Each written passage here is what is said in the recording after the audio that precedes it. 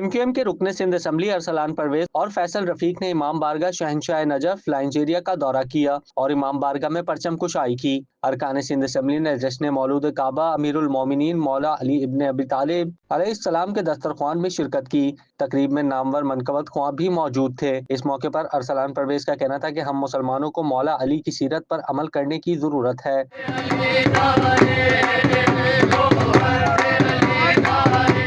हमें चाहिए कि जैसे हजरत अली ने जिंदगी गुजारी उसी तरह हम अपने अंदर तब्दीली लाएं। मौला अली यतीमों के सरों पर हाथ रखते थे और उनको अपनी औलाद कहते थे। इस तरह अपने अमाल को बनाकर हम दुनिया और आखिरत में कामयाब हो सकते हैं।